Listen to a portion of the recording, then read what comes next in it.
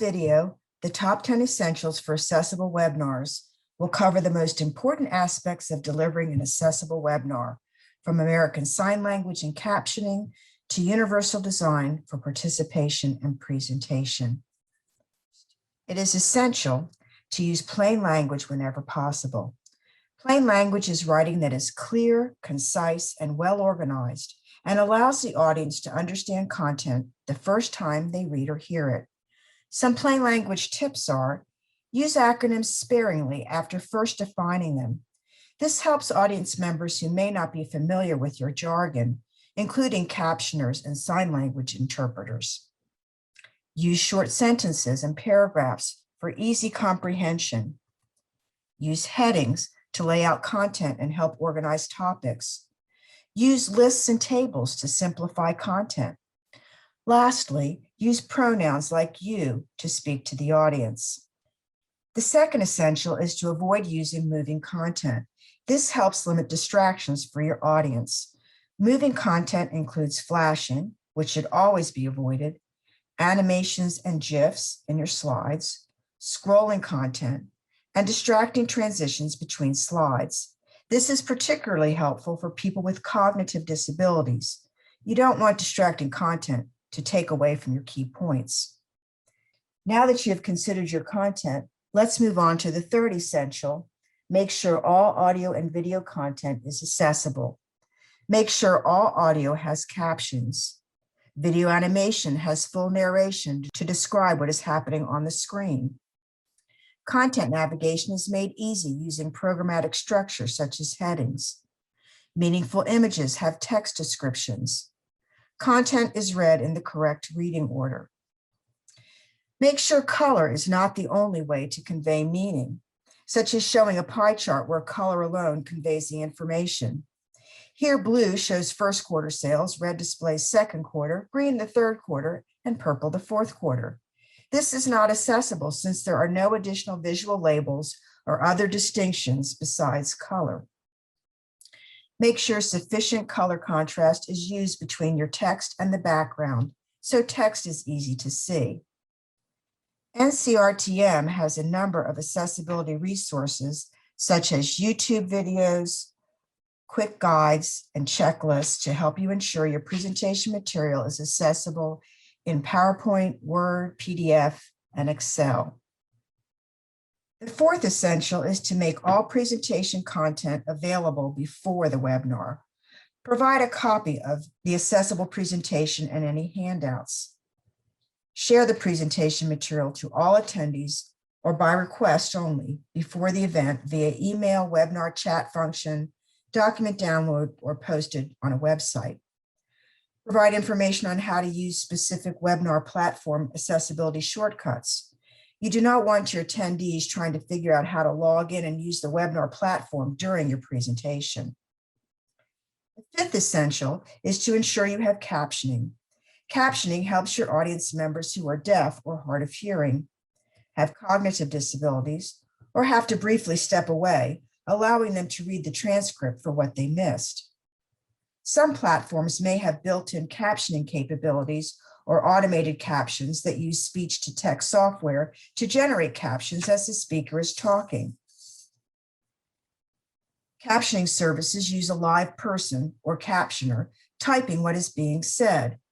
Plan in advance to schedule your captioner and provide them with the presentation material in advance so they can ensure accuracy of names and jargon. Captions can be edited using YouTube before posting your presentation online. The sixth essential is to offer American Sign Language interpreting or the ability to add it to your webinar. This allows ASL speakers to follow along in their native language. You may be required to provide ASL as a reasonable accommodation when requested. Here's what to expect. A sign language interpreter will call in via audio and video and sign what is being spoken, usually in a video window in a corner of the screen.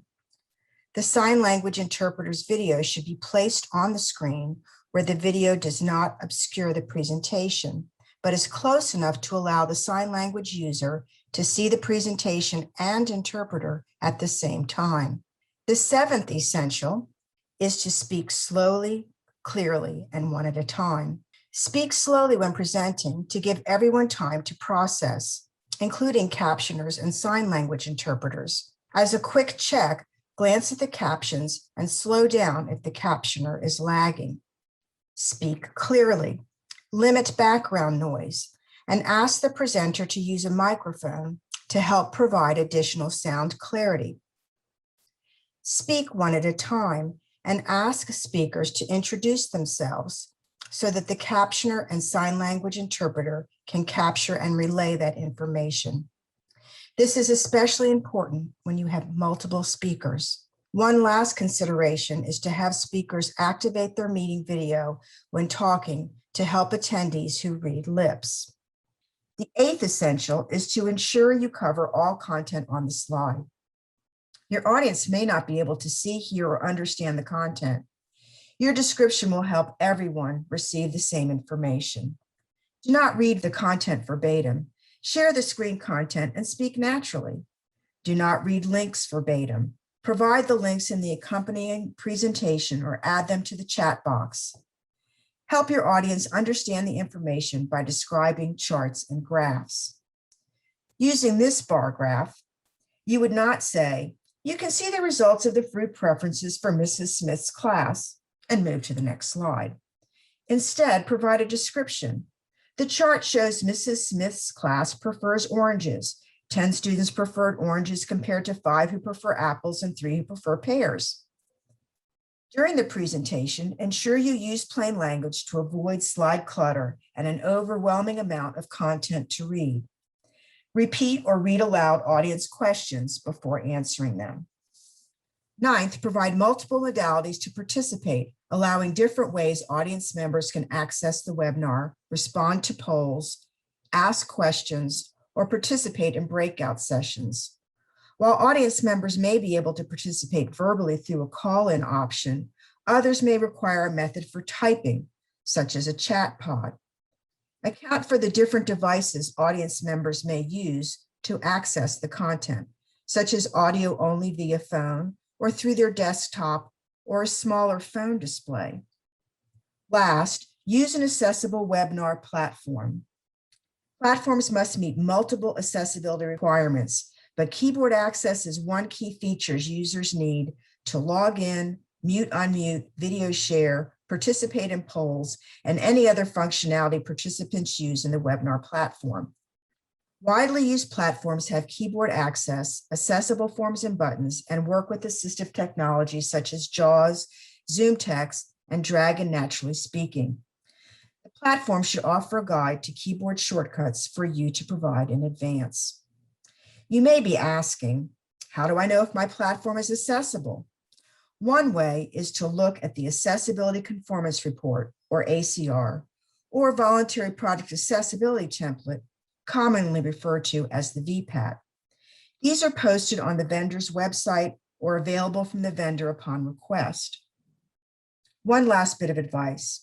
Make sure you're familiar with your webinar platform's accessibility features and provide a link to your accessibility features in advance of your meeting so that your audience has the option to familiarize themselves with your platform and ask for accommodations before the meeting. For more information on accessible webinars and accessibility resources for beginners, visit the NCRTM Accessibility Resources website, where you will find brief videos, quick guides, and checklists from the U.S. Department of Education. A link is posted in the YouTube description for this video. Current RSA discretionary grantees should reach out to their assigned RSA project officer about accessibility requirements or other related questions and concerns. The National Clearinghouse of Rehabilitation Training Materials is maintained by New Editions Consulting Incorporated and sponsored by the U.S. Department of Education Rehabilitation Services Administration under contract number 919-90021C0033. However, these contents do not necessarily represent the policy of the Department of Education, and you should not assume endorsement by the federal government.